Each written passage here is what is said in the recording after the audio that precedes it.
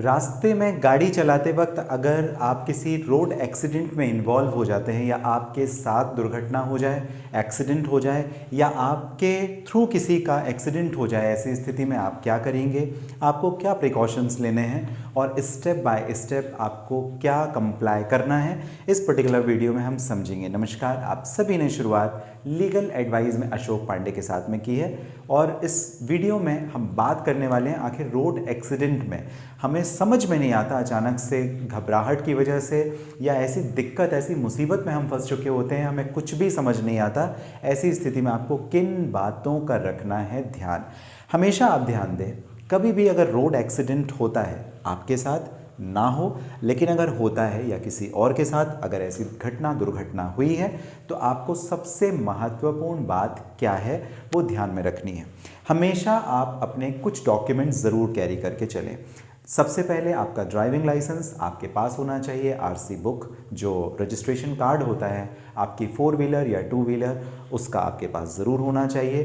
साथ ही साथ आप PUC जो पोल्यूशन कंट्रोल का सर्टिफिकेट होता है, 3 महीने या 6 महीने या साल भर का, अलग अलग स्टेट में अलग अलग प्रोविज़न है, वो आपके पास ज़रूर होना चाहिए। और इंश्योरेंस बहुत ज़्यादा ज़रूरी है और ये चारों डॉक्यूमेंट्स आपके पास होने चाहिए अगर आपकी गाड़ी से किसी का एक्सीडेंट हो जाता है, सो डैट कि इंश्योरेंस कंपनी रिस्पॉन्सिबिलिटी ले आपके उस एक्सीडेंट की। ये ना कह दे कि क्योंकि उस टाइम पे आपने वैलिड डॉक्यूमेंट्स कैरी नहीं किए थे और एक्सीडेंट हो गया, आपके पास वो डॉक्यूमेंट्स नहीं थे, तो इंश्योरेंस कंपनी अपनी लायबिलिटी से पीछे भी हट सकती है, बैकआउट भी कर सकती है। तो इस वजह से ये डॉक्यूमेंट्स आपके पास हमेशा होने चाहिए। अगर किसी और का एक्सीडेंट हुआ फिर आप क्या करेंगे? आपको डरने, घबराने, परेशान होने की ज़रूरत नहीं। आप किसी लीगल लायबिलिटी में नहीं फंसेंगे, आपको उसकी मदद करनी है।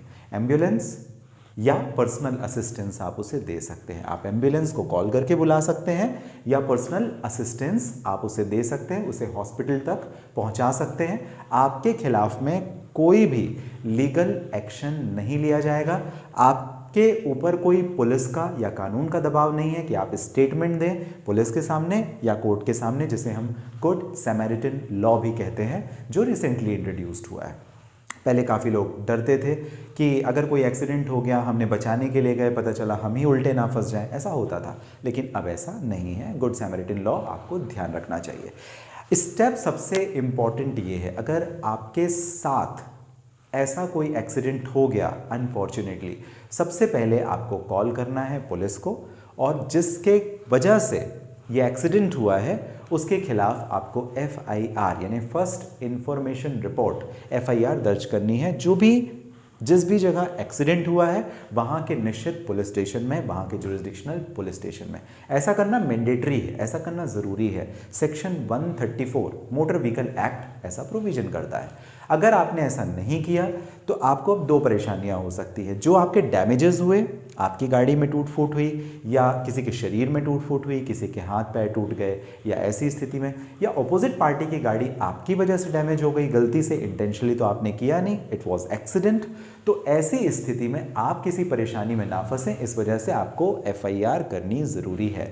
या जो ओपोनेंट है, जो ऑपोजिट पार्टी है, आपकी वजह से जिसका डैमेज हुआ वो FIR करेगा। यानी FIR एक मैंडेटरी प्रोविजन या प्रोसीजर है, ये आपको ध्यान में रखना है। दूसरी बात, डॉक्यूमेंट ऑफ द इंसिडेंट, ये आपको हमेशा ध्यान में रखना है। हम कई बार इग्नोर कर देते हैं, फिर कोर्ट में बड़ा मुश्किल हो जाता है साबित करना कि मेरी गलती से हुआ या इस सामने वाले की गलती से हुआ या किसी थर्ड पर्सन की गलती या किसी की भी गलती से नहीं हुआ। ऐसी स्थिति में आपके पास डॉक्यूमेंट्स होने चाहिए।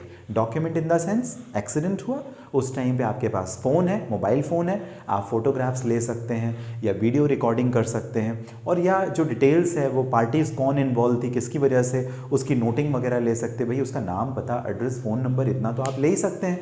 ये आपका डॉक्यूमेंटेशन हो गया।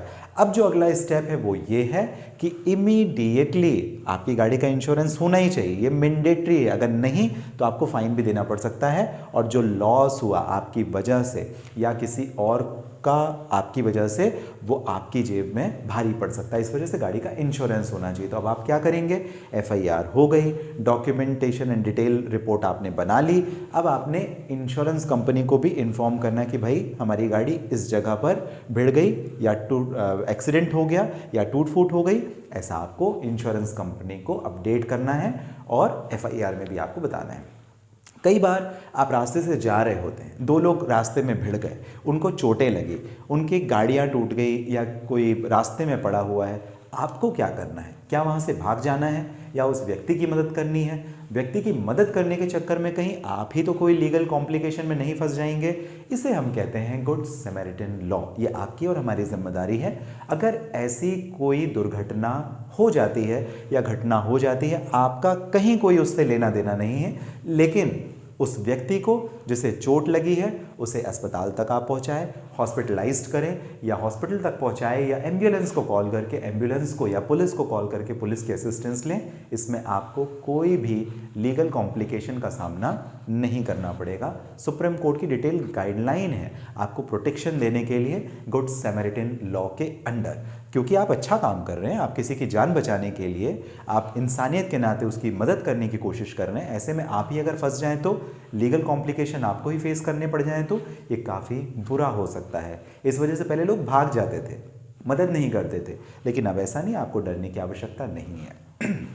एक केस लॉ भी ज़रा समझते हैं, और ये case law state of Maharashtra versus Devendra Singh 2021 का, जहां पर एक्सीडेंट होने के बाद जो व्यक्ति था उसने इन्फॉर्म नहीं किया, ना पुलिस को ना इंश्योरेंस कंपनी को, और इसी वजह से कोर्ट ने जो लाइबिलिटी है वो इस एक्सीडेंट करने वाले के ऊपर ही डाली, और इंश्योरेंस कंपनी भी डिस्चार्ज हो गई लाइबिलिटी से इस वजह से क्योंकि उसने लीगल कंप्लायंस नहीं किया था। लीगल कंप्लायंस क्या?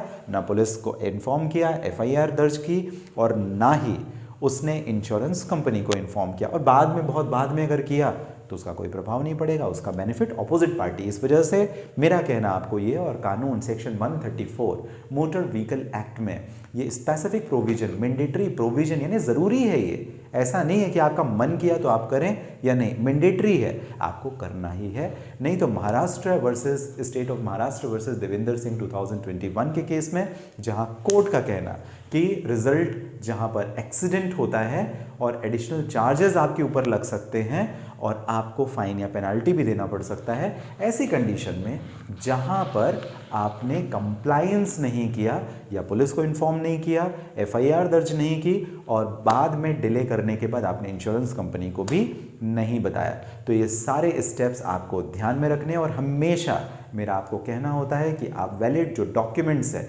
गाड़ी चलाते समय आप ज़रूर लेके चलें, सेफ्टी रूल्स एंड नॉर्म्स को ज़रूर फॉलो करें, जिसमें आपका ड्राइविंग लाइसेंस, आपके इंश्योरेंस, गाड़ी का RC और PUC संबंधित जो डॉक्यूमेंट्स है वो ज़रूर लेकर के चलें। आपको जानकारी ठीक लगी हो सब्सक्राइब करें, जुड़ें हमारे साथ लीगल एडवाइस में, आपके लिए फ्री में। अगर कभी आपको परेशानी होती है कोई लीगल प्रॉब्लम से संबंधित, तो हर दिन 7 बजे से 7:30 बजे 7:30 PM मैं अवेलेबल रहता हूं। आप मेरी वेबसाइट के थ्रू डिटेल्स जो मेंशन है वहां पर विदाउट कॉस्ट आप मुझे बात कर सकेंगे, लीगल एडवाइस ले सकेंगे। और इन जनरल अगर आप मुझे बात करना चाहें कभी भी किसी भी लीगल समस्या परेशानी के लिए, तो नॉमिनल फीस के साथ आप बात कर सकते हैं। इस पर्टिकुलर वीडियो के डिस्क्रिप्शन में डिटेल है, लिंक है, जहां डायरेक्टली आपकी और मेरी हो जाएगी बात। आपको ये जानकारी पसंद आई हो सब्सक्राइब ज़रूर करें। मिलते हैं अगले वीडियो में किसी दूसरी जानकारी के साथ।